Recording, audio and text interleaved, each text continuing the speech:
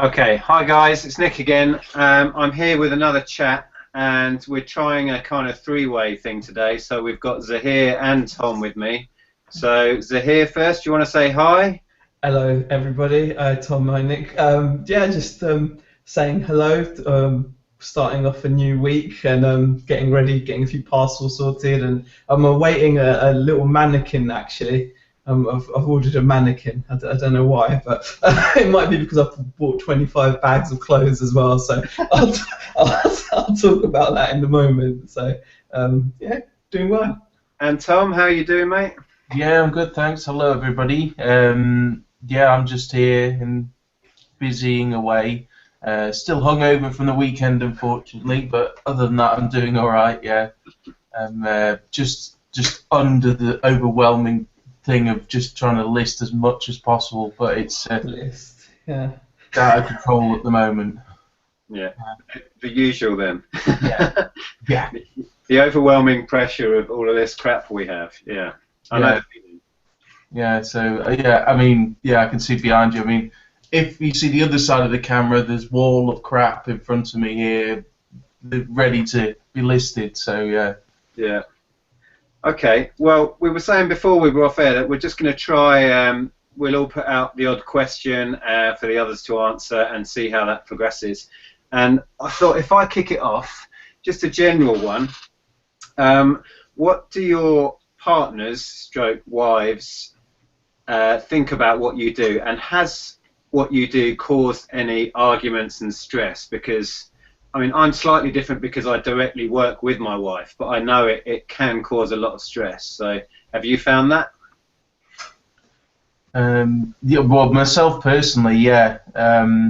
Yeah, my girlfriend is nothing to do with the resale industry. She's works for the National Health Service and does understand what I do, but I'm essentially a hoarder that I've molded that into a business, and she's very minimalist and kind of got OCD. So oh my God, what a combination, Tom! it is a constant source of issues, shall we say? But you know, she is also sort of a collector of sorts as well, so she does sort of get it. So yeah, it has caused problems, and also I think on a broader thing, friends and family are sort of like, okay, you know, you've mucked about with the internet now. When are you going to get a real job? And I just get that so often. It drives me mad.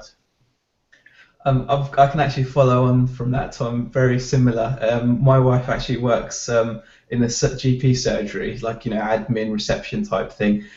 So she's also very particular about tidiness, and that's probably one of the biggest problems that we have. Like, so when I'm at home all day, literally things get out of hand. So for example, you'll start wrapping something, and then you'll realize that you've got this other bunch of things that you want to bring down to test to list. Because I think one of the biggest problems I tend to have is sitting down and going through stuff, especially if it's electronics, making sure that like all the buttons on the controllers work, or the game actually plays, or just making sure things are right. And so you end up with stacks of stuff out, and then she comes home, and it's just the face says it all, which is and it builds up as well, because you're like, oh yeah, I'm trying to do something here, this is my business now, and you get like the roll of the eyes, but you can do it in a tidy manner, and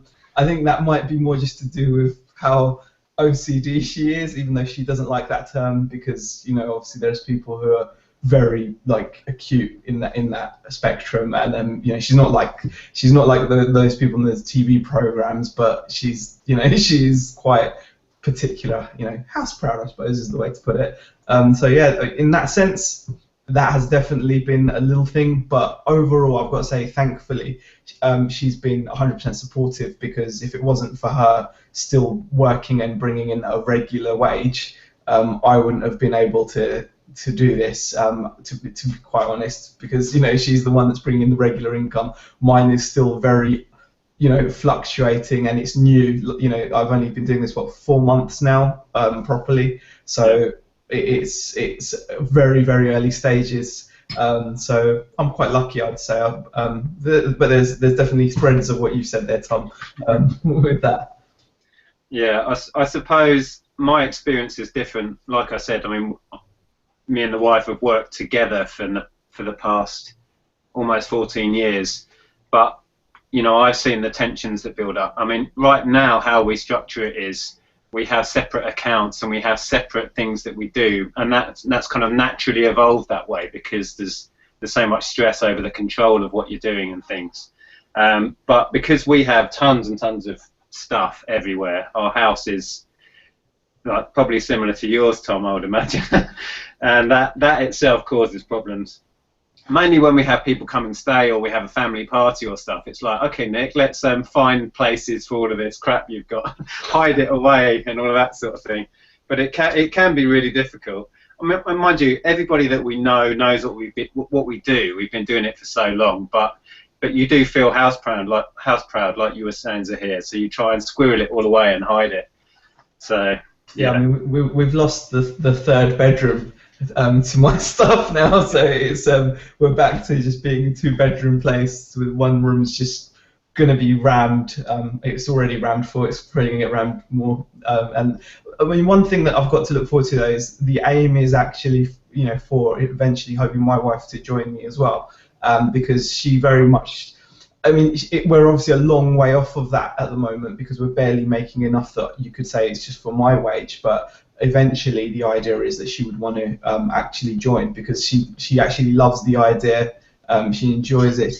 You know, it's nice when things sell. I mean, she was a bit apprehensive at first, but as things have started to become a bit more steady and you're getting like the regular sales started to come through, it's starting to look a little bit better. And you know, I keep on explaining to her, and at the moment I'm only on 60 listings. Imagine what it'll be like when I get more. And she's kind of, I suppose motivation and enthusiasm is infectious, and you know, she's looking for the day now where she can go in and say, actually, I want to come on board. But she obviously is waiting for me to, I suppose, build it up enough. You know, and I suppose that could be a question. And do you think that's a viable way for it to go? I mean, can one person obviously build it up the reselling to the right level where you can then invite someone on? I mean, I suppose it is possible, but I mean, what would be your guys' opinions on that?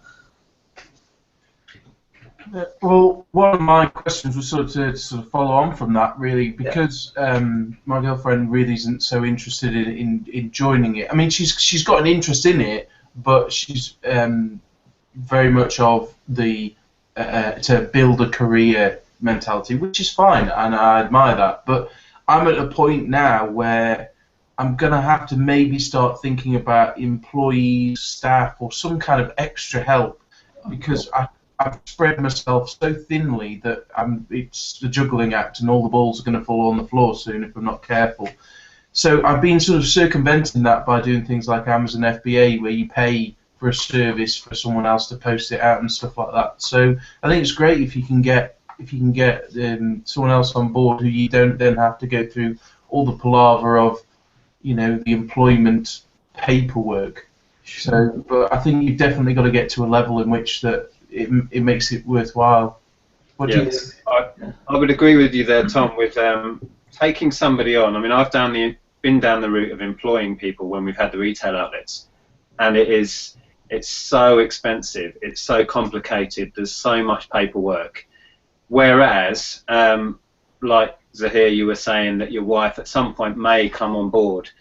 You've got to think you're not effectively paying your wife. All of the money is staying in your possession, if you like. You're not giving over somebody's salary, and that's worked really well for me and the wife for years.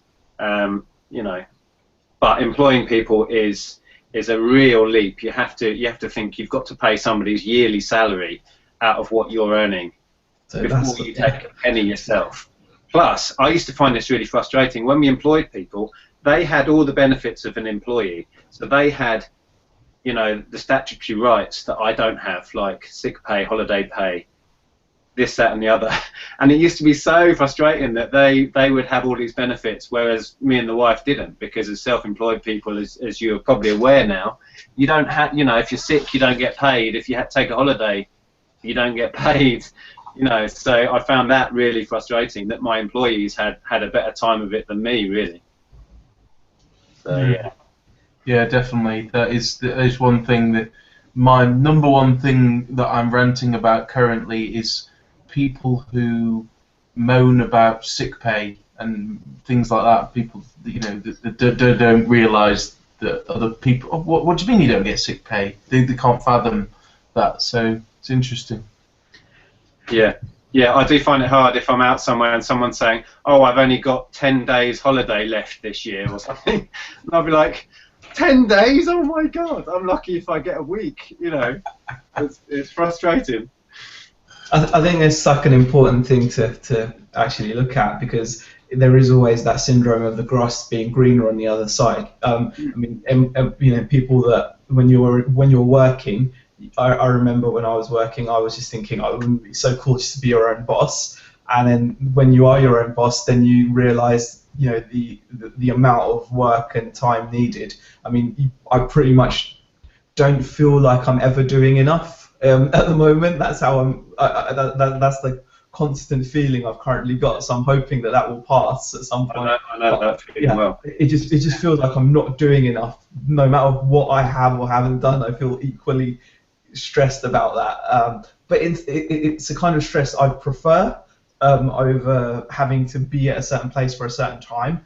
But it really shouldn't be underestimated. And I mean, you know, how do you guys cope with that? I mean, when you haven't done as many listings or you haven't sorted through as much stock, I mean, how do you guys actually, how do you relax yourself? Like, what's your cutoff point? Do you have like a fixed schedule for the day? So like Tom, like, do you actually say, oh, actually it's 5 o'clock now, I'm done? Or because you've got a lot of different types of things going on, because I was watching one of your videos where you're going to start making things again as well, and that's going to take a lot of I think just generally, I just sort of wing it, really. I do try and write lists, but then the problem is, if I write a list, I'll leave the list at home, or just, you know, I can't find a system that works for me. But generally, on a Sunday night, I'll plan out roughly what my week is going to entail.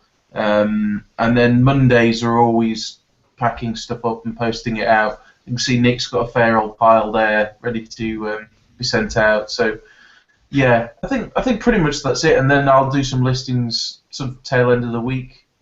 But by doing that though, don't you feel that you're not, you know, having any free time? I know you have free time, but when you're not, I would have thought it would be better, because that's what I'm aiming to do at some point. Again, you know, in the distant future, I'm guessing. But to be able to say, okay, now it's 6 o'clock. You know, I've worked from the morning, but it seems like you can constantly be doing things with this, can't you? I mean, literally all day and night. Absolutely. I mean, I think I said last time we chatted, Zaheer, that my biggest challenge is time management and organisation. Yeah. And I quite often will be lazy in the morning. I don't like mornings, and I find it hard to get going. Once I get going, I keep going. Last night I was still working gone midnight, and that's not unusual. And that drives my wife to distraction, you know. But I find time management, and like Tom, you were saying you write a list and you have a plan of what you're going to do. Most weeks I say, right, this week I'm going to get all of that cleared and I'm going to get all of this done. But then the week evolves and other things come up, and invariably I get to the end of the week and I've done half of what I'd set out to do. But I do have to set myself targets, but I miss them most of the time, to be perfectly honest. Yeah, I agree. I think I've got sort of a plethora of half-finished jobs, and I think that is the root cause of most arguments. Is my girlfriend getting frustrated? Like the other day, I was testing some Wii's out, making sure they're all fine and doing all this and that, and then all of a sudden I get an order in that needs to be sent out special delivery. They want it straight away for a thing, and they've paid extra for that. So I had to drop everything and go and do that. And then I came back later and the Wii's were still there, and it's things like that which really, that's my weakness, that I've got to start a job and finish it. And Yeah. then That's a spot on point, actually. That is a real spot on point. I mean, I've literally, like I said, I've just started offering this fast and free thing, and I even just, yesterday, that's how I felt as soon as it came through. I was like, oh my gosh, got to get to the post office before it's, because you're afraid of not supplying the service that they've paid for. And then you end up leaving things, and then you get stuck in a little bit of traffic, or then it's time to pick the kids up, or then it's time to yes, it can be a lot, but then I'm going to focus on the good stuff though, and there's plenty of good stuff about about this, and overall I've got to say so far I'm loving it, so I'm pleased. Hope you guys are still as motivated as ever as well, considering the longer time period as well. It's just a constant. It's a constant challenge to make the most of your time and not get down on yourself when you don't meet your targets and all of that. But what I find is it's almost like circumstance takes over a lot of the time. Like yesterday, I faffed around. These are all here. These should have all gone yesterday. Well, there's some from this morning, but there's 50, 60 parcels that shouldn't be here. But I forgot that I'd run out of mail sacks, and I can't take my stuff up to the post office unless it's sealed with labels on, because they won't accept it. So I forgot about that, and I left it all to the last minute, and then I had to just accept that I wasn't going to get it shipped. So that meant another trip to the post office today to go and get mail sacks, and that set me back. And then, the list of jobs I have for today, I'll probably get some of them done, but I won't get all of them. And that's what my life is like. It's a rolling continuation of knowing what I should be doing and trying to achieve it all. But yeah, it kind of works, but not really.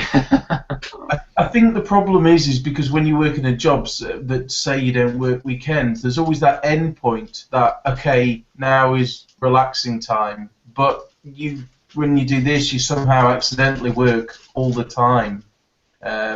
But on the good side of that fear and that worry about not doing it is good, because in you doing it, you're benefiting yourself. You're not benefiting somebody else. You said it in that video, Nick, that the more you put into it, the more you benefit, rather than someone else benefiting. Because I never really got that when I worked. That why should I work 100% when I can get away with 50 and still get paid the same? So yeah, I think that fear is healthy of not doing stuff. Yeah, the having a cut-off point and stopping working, like stopping working at 6, I struggle with that one completely. And then also having weekends off is difficult if that's when you go out sourcing stock. I mean, as you probably know, I'm not going out a weekend sourcing stock still. I've got mountains of stuff to be going on with. But in the boot sale season, if I work Monday to Friday and then I go out and do the Saturday boot sale, so I'm out all morning on Saturday and then I'm out most of Sunday as well, that leaves no time for my daughter, for my wife, etc. So that's a constant juggling act. But at the same time, if Andrea and I decide today we're not going to do anything, we're going to go to town, we're going to have lunch out, and then we're going to go and visit my nan or something, we can do that. And we do quite often. We just decide on a random Wednesday, we'll just take the day off and do something for ourselves. And like last week was half term, so I had 2 or 3 days where I spent the days with my daughter. And friends of mine who work in London or whatever, they don't have that option. And half term for them is just the same. It's just a regular week. Whereas with half term and in the summer, I can go places with Ellen and take the time off as and when I choose. I can just drop this and leave it. So that's a huge bonus, is that I can pick and choose the time off I have. Yeah, definitely. I mean, I think another thing that brings to mind is you guys are obviously at the stage where you've got stacks and stacks of inventory, and so during like the lean months, so when boot fair season's not on, you guys are still okay-ish, I'm guessing, for inventory, because you've picked up enough in the past, so you've accrued enough over the. There's a big smile there, and Tom's face is like. I haven't got any inventory. No, I'm barren. That's only because you point the camera in that direction, Tom. I think what I found. I can safely say I could probably not buy any stock for another 5-6 months and be okay. It's ridiculous. That's a great position to be in a way, though, because what I'm finding is, because obviously it's just my beginning, and I started at the end of boot fair season, which October, and it was, I kind of was a little bit worried, but there were still a lot of fairs going on, like the ones that are in concrete car parks and things like that, and they're not the best ones, and obviously the season is in the summer. But I've ended up supplementing that with auctions, and I think in a way is just a bit of I suppose a bit of advice for anyone else who's starting out as well, is auctions can really be a great source of stock, and for good prices. I mean, you can get some really good stuff as long as you're not buying the same kinds of things that you buy at a boot fair, if that makes sense, because then you'll pay more.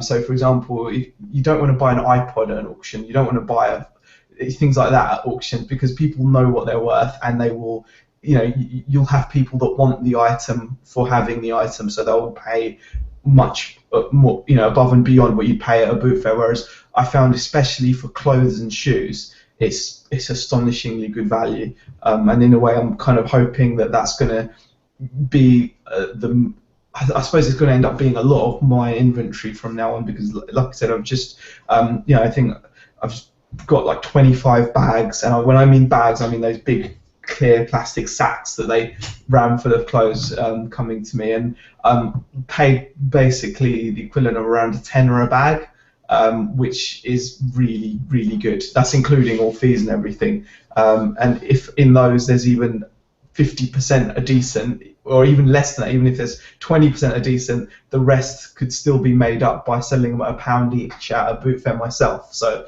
that's my kind of thinking to get me through and until because until obviously the boot fair season starts. So hopefully that will work out okay. And I'm basing that on having bought single bags in the past, which have turned out to be really good. Obviously it is a bit of a guessing game, but if you buy enough bags, I'm sure you'll pick up enough decent clothes, and clothes sell. Yeah, I think you're doing the right thing, and having several places you can get stock from. I mean, I haven't bought from auction for a long time. I did try and once get into the whole lost luggage auctions. I don't know if there's any of those near you, where they get unclaimed luggage, and you bid on suitcases. There's one not far from me in St Albans, and I did plan to get into that, but things have changed and things have evolved. But that sounds like fun. I know people that do that. So you buy a locked and sealed suitcase, and you're basically blind bidding on these suitcases, and you might get a load of clothes and a couple of towels that's worth nothing, but you could get an iPad, a camera, this, that, and the other. So it's like blind bidding, essentially. So it's actually good that you're not in that, to be honest. Sorry to cut you off there, but they now don't do that because of the popularity of all these shows on television. I mean, because there's one down near me in Tooting, which is quite a popular one as well. And I know of the St Albans one, but they're now, what they tend to do is they do actually go through them, take out everything that's valuable, so all you're left with is clothes. Yeah. What's the point of that? You'd just be buying. You're either buying. Yeah, you're buying the case, and if you're lucky, you might get some nice clothes. But I wouldn't bother with that. No. Yeah, neither would I. Yeah, they've seen people coming, as it were, and they've stopped the whole blind aspect to it, which is a bit of a shame. But as a business, I can't see why they wouldn't in the first place. I know it's staff and time to do it, but it would make no sense to me to sell blind bags like that. I was just going to ask, what are these auctions then you go to? Because I don't really have anything like that around near me. We have like an antiques auction, antiques and collectibles, and then a fine art auction, but there's nothing really. There used to be like a pub auction, but most of the stuff was probably stolen. I mean, saying that, the auction I go to uses Wellers, and they were based in Woking, and they've actually moved up to Milton Keynes now.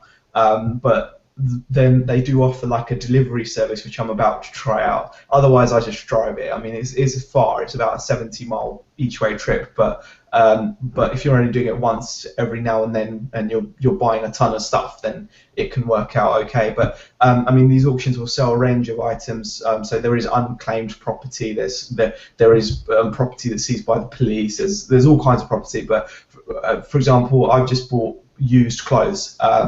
And the reason for that is you will get, used clothes.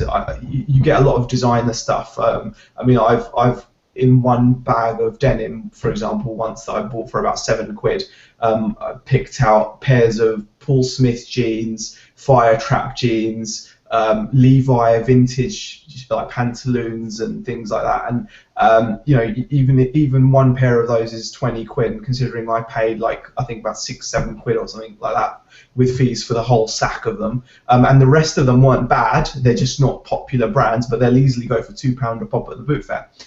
So you can comfortably make it up from that.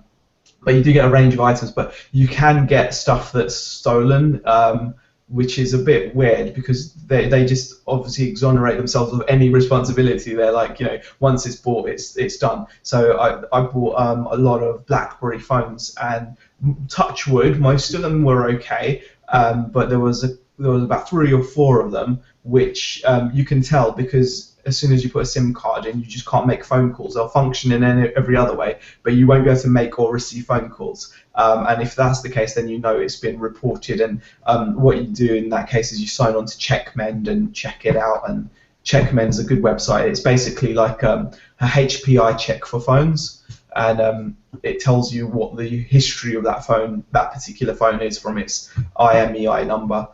So and then obviously those were a waste. So I had to basically dispose of those because you can't. I wouldn't want to risk selling those. So the auction sounds very similar to the one in St Albans. Have you been to the St Albans one? I've not been to St Albans, but I've seen it, and they do online bidding as well. They do online as well. It's a real mixed bag up there. It's like a general auction. Yeah. So you'd have loads of modern toys, kitchen appliances, loads of new stuff, loads of job lots of stuff, crates of books, and then all the way through to your antiques and collectibles and cigarette cards and all of that sort of stuff. So yeah, it's a complete mixed bag, and they do loads of bikes, they do police reclaimed stuff, all of that up there. But it's been well over a year since I've even been up there.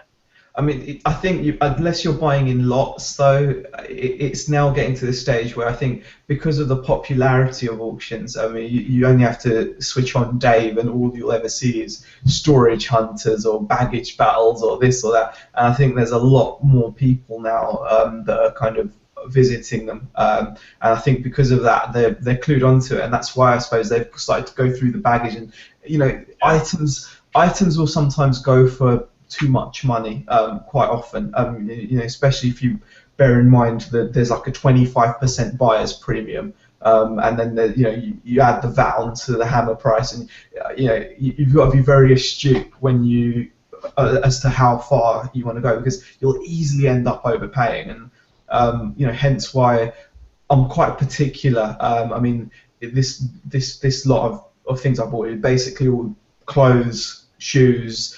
And there was one obscure. I took a punt actually. It was quite an obscure German rapper, and he's got this box set album. I can't remember his name. Sonny Black, he goes by the name of, and I've seen his stuff sell on eBay, in, like, I suppose to German customers for about €100. So it's I picked that up for quite cheap. I think I picked it up for like £20. Which is not bad to take a punt on something. I like having the odd gamble in that sense where I'll buy something a bit obscure because more often than not someone will want it, and so that's my little punt that I took. But see how it works out. Cool. So Tom, did you have a question lined up or something? Yeah. Well, I was just going to finish off saying about the auctions. I've never been to anything like that, but I've been to antique auctions quite a lot. But they can either be amazing or just terrible. You can waste hours and hours looking through stuff.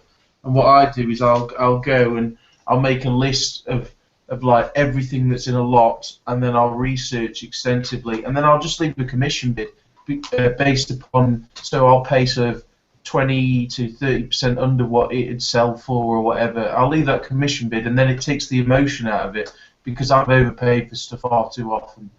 But I've done brilliantly. I mean, especially when I did the coins. I've mentioned before. I bought a box of coins, and in it there was this gold coin that was about, I don't know, about that sort of size, and I sold that for £800, and the box cost me £100. So there is potential there, but it's too much like gambling for me. So yeah.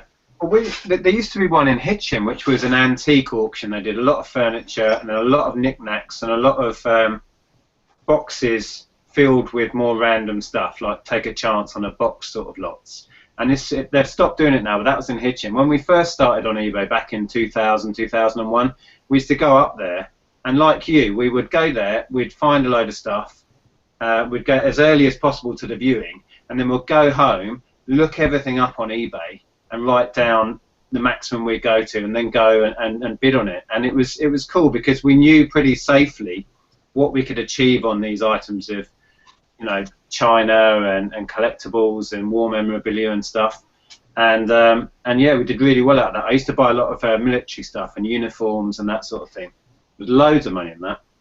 Well, I think that's the thing. You can minimise the risk depending on what you choose to buy. So again, with me, the reason why I've gone for clothes is they're pretty much a safe bet because it's cheaper than. It's one thing I'll say, when you're buying them in bulk like that, they're actually cheaper per item than it would be at a boot fair.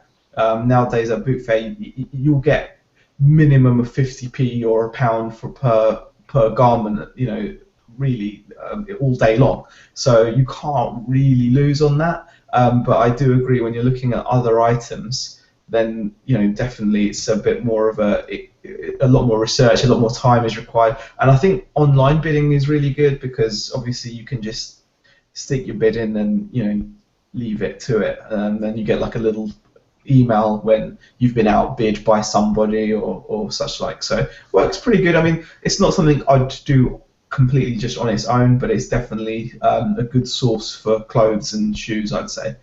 Definitely for that. But for everything else, I'd say boot fair is still king, obviously. So that's mine. Yeah. Do you guys have a fear that they're going to bring out a TV program soon and call it something like Boot Fair Hunters or something? You know what I mean? They're going to do a prime-time TV show like Storage Wars, and they're going to unleash all of this information about, you can go to the boot fair and buy a pair of Levi's for £1. You can go to the boot fair and sell all this stuff on eBay. Imagine that. Imagine if they made it go mainstream. That would be a nightmare for us. I'm sure they would, but again, would it be a nightmare? Because the reality is different. Waking up at 6 a.m. on a Sunday morning, that automatically is going to take out 90% of people just because they're not going to want to do that and then trample to a field somewhere. It's Well, yeah, I know what you're saying. As for buyers, that might not affect it too much. But if you put in the mind of all the sellers, the stuff that they're selling is to buy us, and you can actually sell that on eBay for X and Y and all of this. I mean, I don't know that there is much of a program in that, but when you were talking about Storage Wars and how that really affected a lot of people's business in America, because loads of people go to these storage clearance auctions now, and the price goes through the roof. And the poor guys like you and I, who were trying to earn an honest living out of it, they're now like priced out of the market because of these TV shows. You find that to an extent now, anyway. I mean, the amount of times I've asked someone the price of something at a boot fair, and they've actually gotten their smartphone out and gone onto eBay to see what they can sell it for. And then they're like, oh, on eBay, it goes to this much. And I think, definitely that would happen even more. But I suppose as long as you're armed with the information that, well, as long as you're okay paying the 10% fee, the 3.4% PayPal fee, and this weighs about a kilo, so that's going to be about £2.80 postage, and then have the worry of a possible return, that you still be open to a return, then that's the price you can get. But here's cash. right now. I suppose as long as you go with that, then sometimes it will help. But you know, it's definitely going to happen more and more. I do think it will happen more and more. Yes. Yeah, I mean that problem's happened a lot with antiques fairs. I mean, I didn't get up at 6 in the morning to pay someone an eBay price. It's crazy. But a lot of people call it the bargain hunt syndrome, who do antique fairs. And when they're filming at a venue, what you don't see is a lot of sellers have big signs up saying, "We do not want to do any business with bargain hunt." Really? Mainly because they're so annoyed about it. Because what happens is you get these newbie people who come to antiques fairs, and it's also, there's another one, Antiques Road Trip, I think it's called, and they'll come to your stall, pick up something that's 20 quid, and they'll say, "Will you take £2 for it?" Or some crazy lowball offer, because that's what they do on the telly. You know, they'll especially the ones where it's the dealers walking around. And it's just, it doesn't happen like that in reality. Or I'm always a bit dubious, not to get into a liable situation, but whether when they haggle said price on the show, whether they actually pay the dealer that price, or whether the dealer just agrees to it and then they pay them their price they wanted anyway. And so I just think it's like those kind of programs, especially bargain hunt, it's the wrong way round as well. They're going to the dealers that have bought it at auction to then take it back to auction, and it's just some kind of. So I do see the effects of it myself, but I think maybe with car boots, it probably wouldn't make such a good program. No. So I'm hoping it wouldn't happen. Well, there's not a lot of glamour in buying, you know, a Monopoly and an old PS2 game and a pair of Levi's. Whereas with the antique show, you know, really nice Victorian inkwell. Ooh, that's lovely. But yeah, I think TV shows. Yeah, I think TV shows definitely look for the disparity, don't they? They want the £2 item that turns out to be a 17th century, you know, carved out of a dodo's beak or something item. You know, that's what they're looking for. But obviously with boot fairs, we're talking, you know, that it's still exponential in some cases. But you know, I think I've done well if I've paid, I don't know, 50p for a Crash Bandicoot game and sold it for 15 or 20 pounds. That's just not as sexy, I suppose. So, but even though exponentially it still is, you know, I love it. But yeah, I don't think it'll work. Like, coming up on this week's episode, Zaheer buys a pair of possibly soiled Levi jeans for 50p. Yeah, it doesn't really have the same thing. Yeah, no, it wouldn't. I don't think there's no glamour, is there? Oh, and Nick's bought this load of PS1 games, and oh god, they've got the wrong discs in. Oh, Nick. Show your shock face. So they do the shaky camera when you're opening the disc case. You know, showing the horror on your face. Yeah, the experts they'd have on. They'd like get somebody in who's a supposed expert in stuff, and I'll be standing there saying, "You're talking out of your arse. You don't know what you're talking about."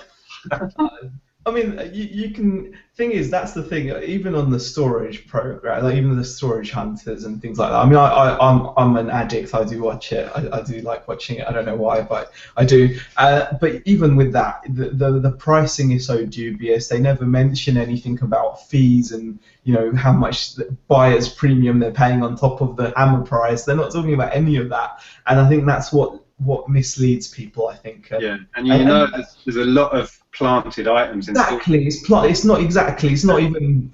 There's been. I've seen videos on YouTube where people have actually shown clips where the locker changes from one cut from another cut. So, you know, when they first open the locker, it's different, and when they buy the locker, there's something else in there that wasn't there before. Yeah, they put an antique rocking horse at the back, and they just happen to know a rocking horse expert. Yeah. Signed up to look at it. Yeah.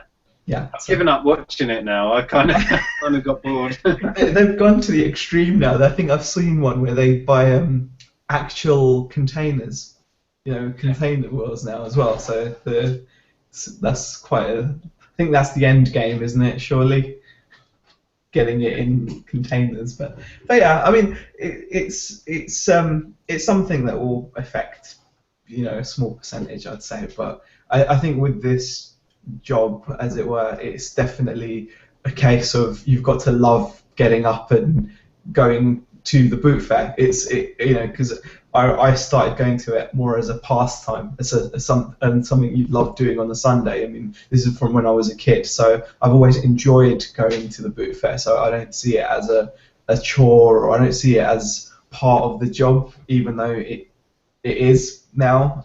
But you've got to love to go. Exactly. Tom, did you have a question you wanted to? I did, yes.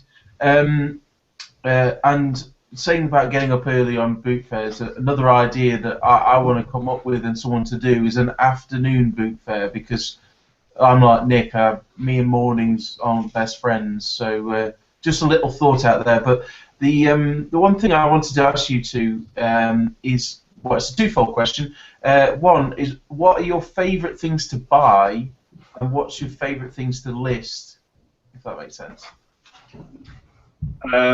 Shall I start? Yeah. I suppose my favourite things to buy, probably vintage computer games. It's something I used to collect. It's something I used to be into. They're small. If you know the market, you can get them cheap, and you can, obviously there's a really quick, they're quick to list, they're quick to sell, and they don't take up a lot of space. But they're getting harder and harder to find. But vintage computer games for me would probably be it. But then, of course, a market that I've got into so much more over the past couple of years is the board games. And I kind of moved into that market because none of the dealers that I see and I know and I interact with, they're not looking for board games. It's a market that's been totally untapped, perhaps until I started telling everybody on YouTube about it. But it's wonderful to have quite a lucrative market that nobody else is tapping into.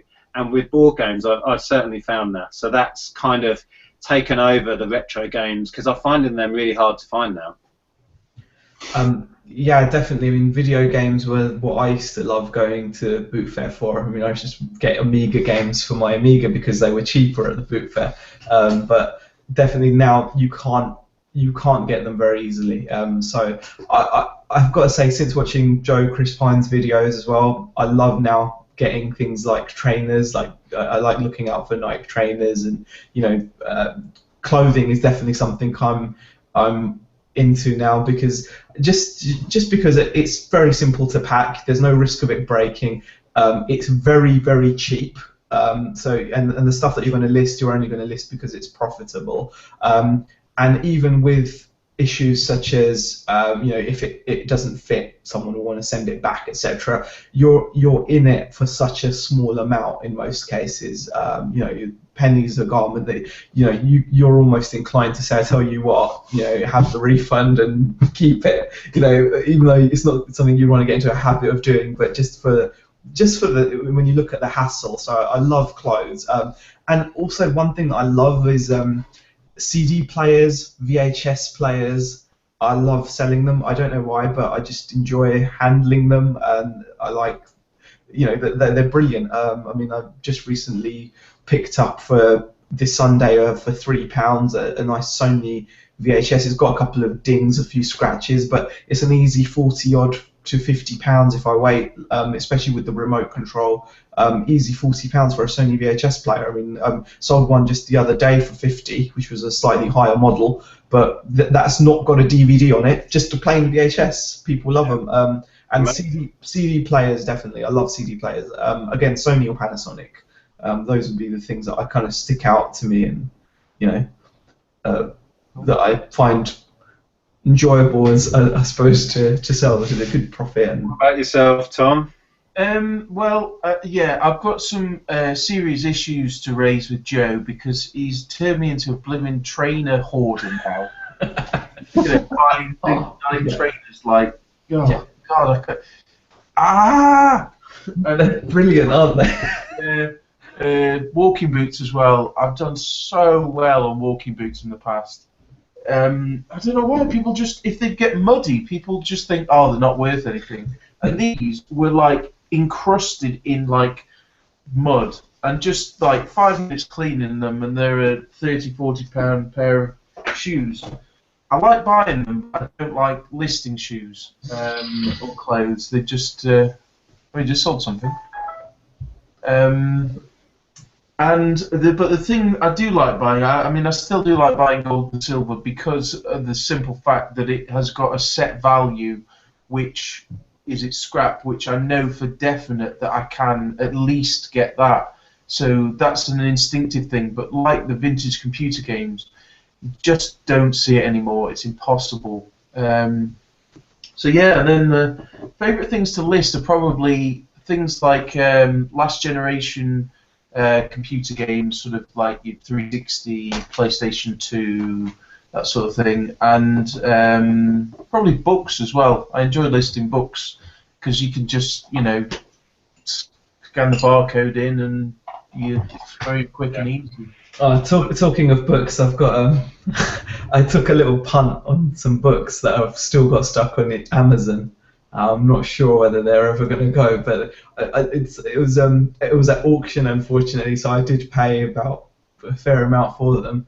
And they're like these naval books. They're maritime books. They're like manuals for governments to follow, and you know they seem to have quite high value, but I think you probably only sell one in a blue moon. So if one of them sells, I'm sorted. But you know, I've got about 4 of them now. So that's the thing with really niche specialist books.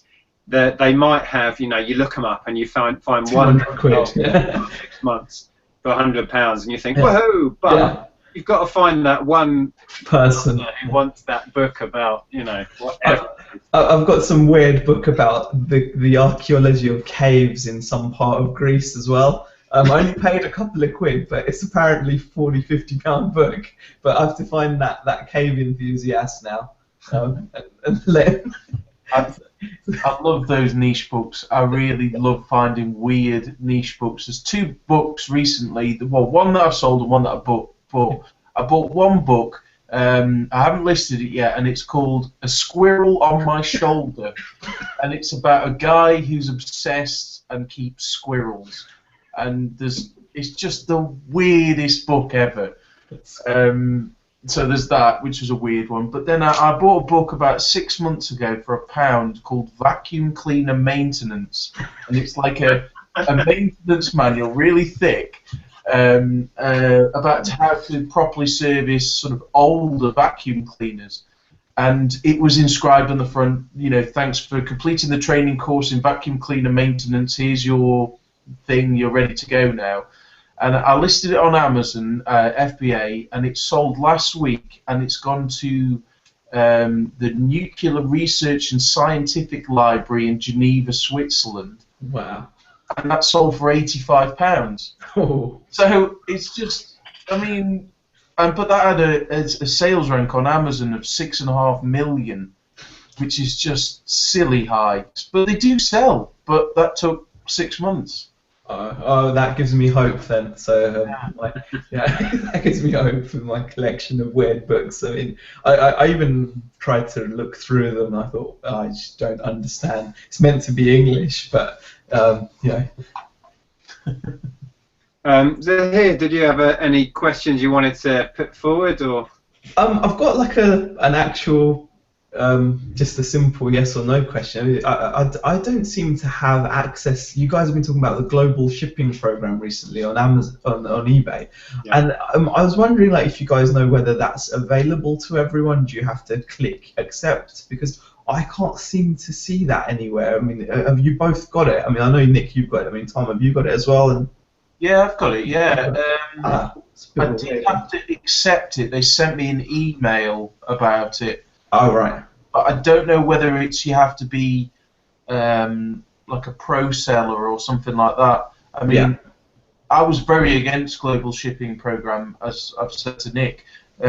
From a buyer's point of view, when I was buying stuff from America, because they put crazy tax prices on it and all that. But as a seller, I think it's great. I mean, I sold, it's down here, it's this huge glass decanter set on global shipping, and it sold for 60 quid, and it's going to Spain. But I just have to ship it to this warehouse in the UK, and then after that point, if it breaks from that point on, it's on them. It's not on me. So it is good, but I think you have to sell, like, have a big enough shop. I'm not too sure. What do you Right. I'm not.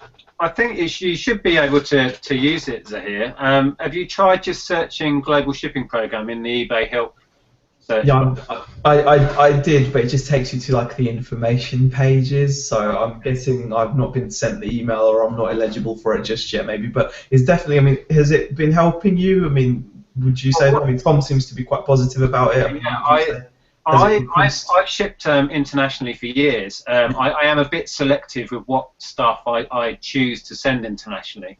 And what the global shipping program has done for me is it's just a case of ticking a box, and then, like Tom was saying, you just send it regular second class or first class, whatever you do.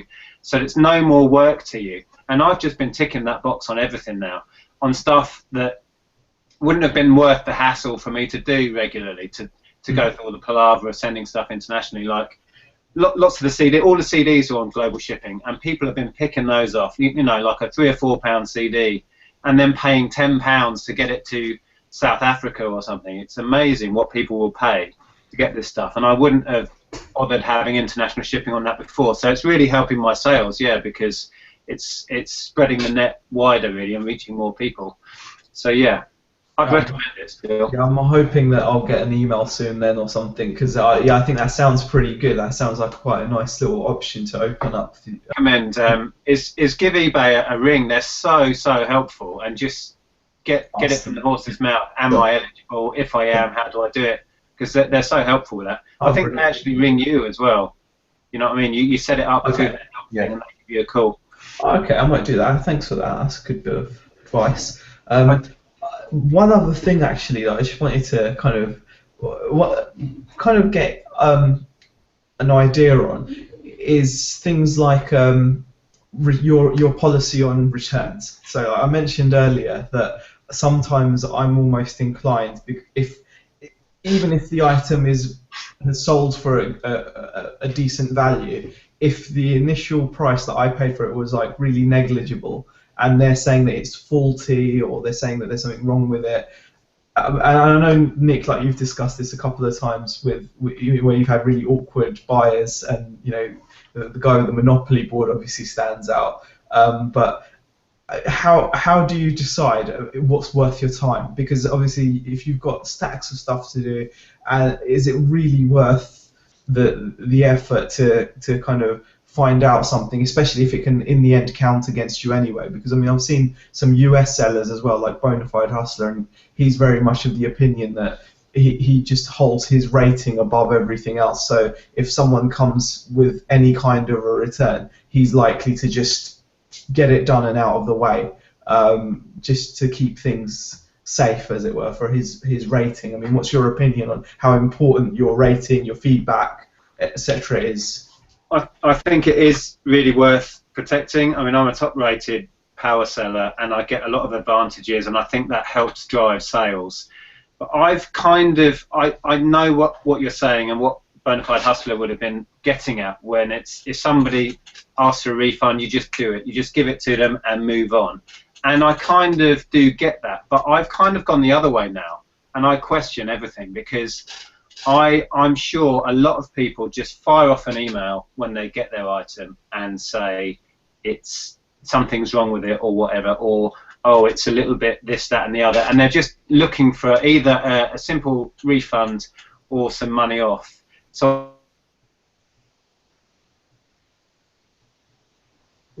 Oh, we lost Nick. I think we may have done. I think we have, you know. Yeah, I'm still here. Still staying live. Yeah. While he sorts it out, I'll give me your opinion on it. Yeah. Then, yeah. I mean, I've definitely been scammed in the past with people kicking off about stuff. I sold this medallion thing once that was made out of pewter, and the guy phoned me, all sorts. He was kicking off, saying there was a scratch on it, all this and that.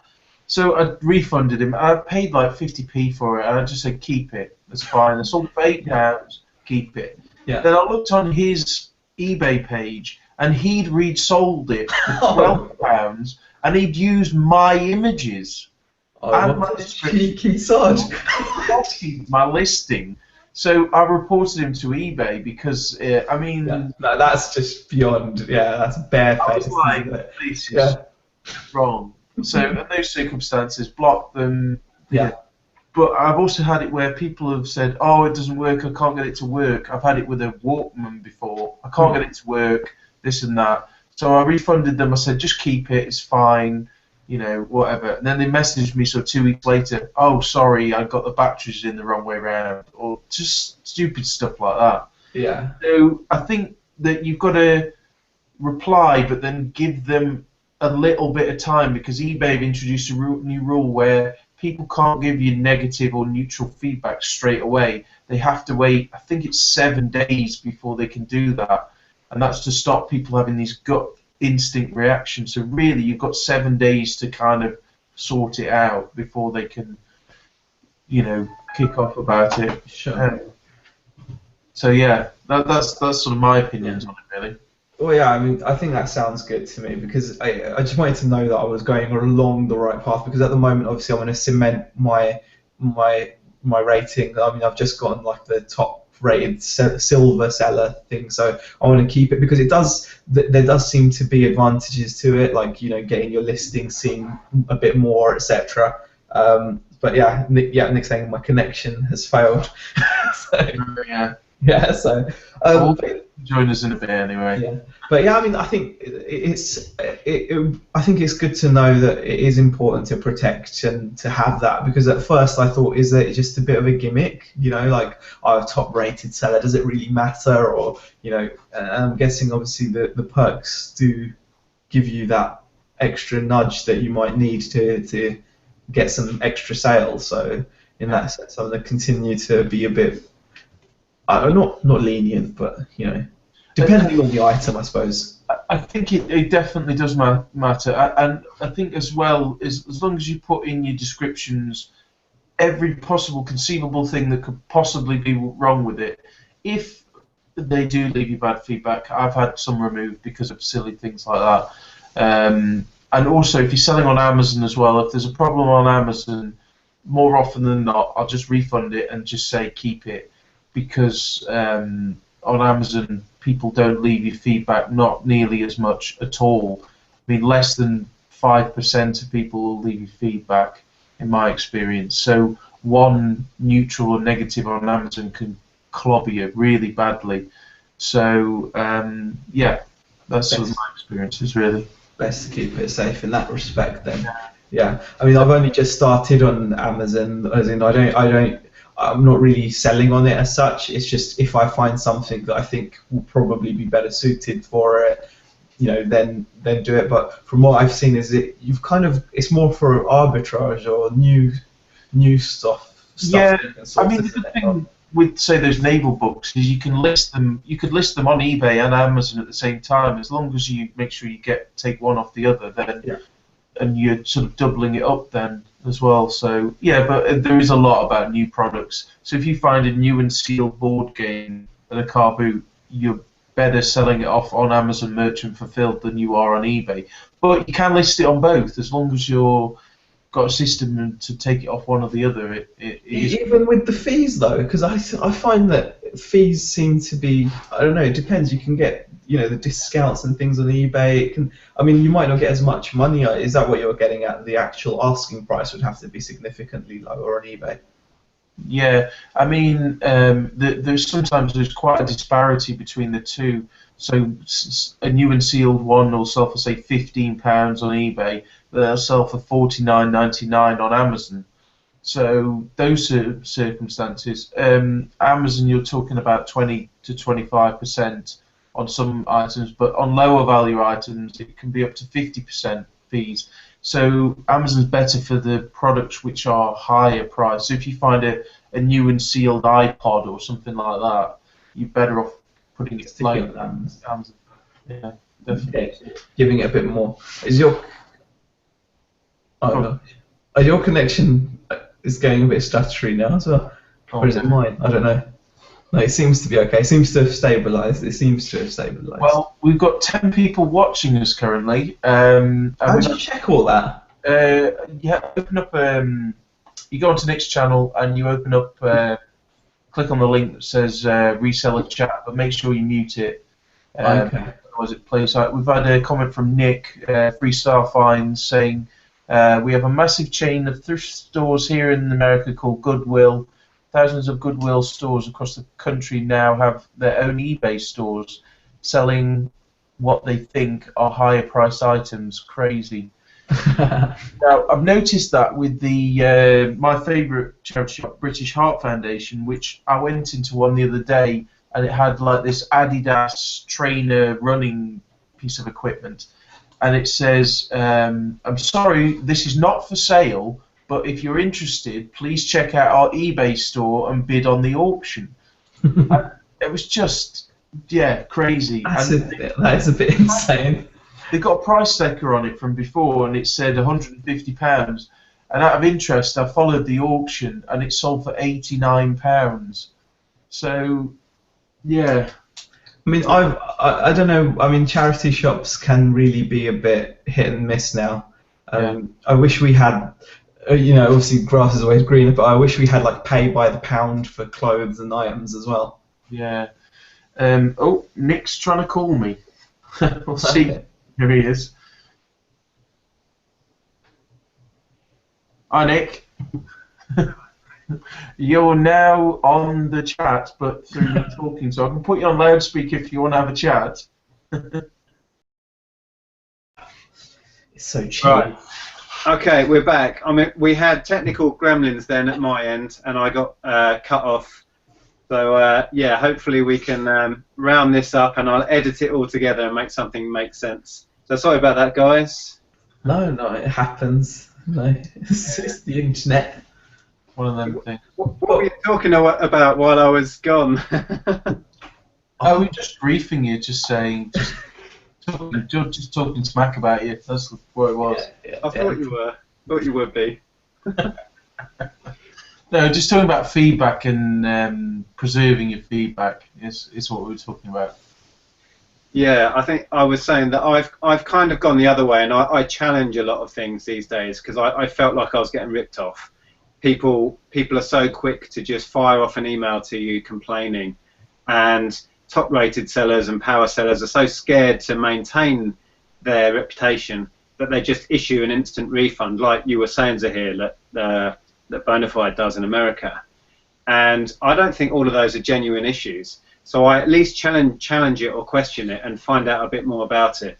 And if I'm dubious, I make them open a case.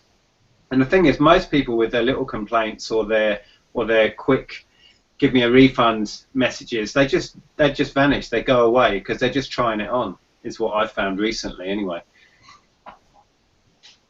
Yeah, I definitely agree. I've had a lot of things like that, and there's the sort of the silent treatment that you can do, which is just basically, you can gladly return the item, but you'll have to repay the return postage, and then just put the ball in their court and be nice, but be firm about it.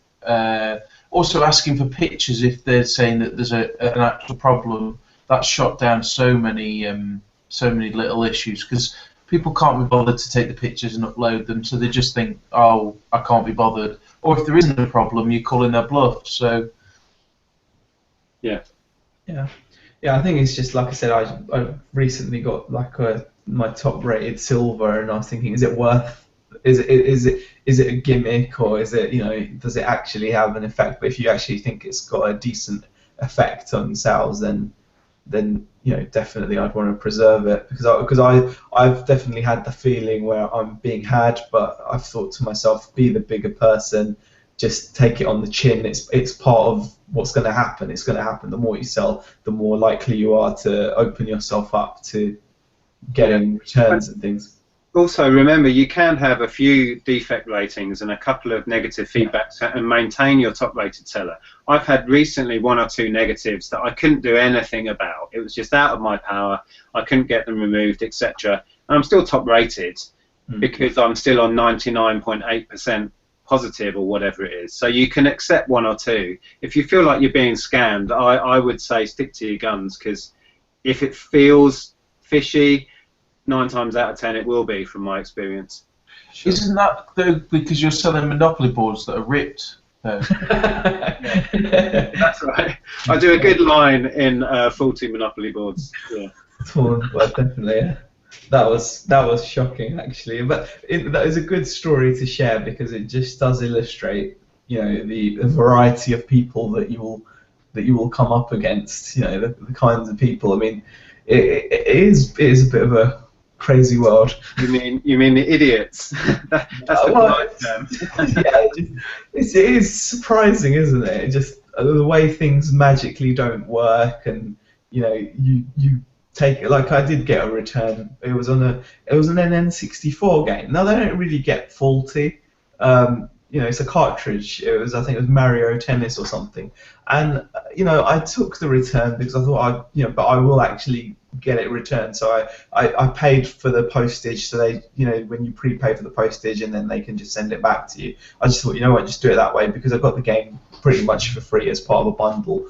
And as soon as I tried it, it works. I think all it needed was like a little blow on the end of the contact, because it can happen when it's just been sat there not doing anything, or old games are like that. I remember doing that with Mega Drive games, an awful lot, getting them to work it was very hit and miss. But it was something that you just have to kind of accept, I suppose. And it's annoying, but I kind of try to look at it as it's one of the things that you have to accept as part of the business, really. Sure. Okay, guys, shall we wrap this up and go and get some lunch because I'm starving? Definitely. I just wanted to say as well here, I like your lighting and photography setup in the background. Oh, yeah, I've gone pro. I've gone pro. I absolutely love it. It's well worth the spend, just because it just makes part of it's to guilt me into doing more work, Tom. I thought, what, if I spend some money on it, then I'll know I'll have to use it.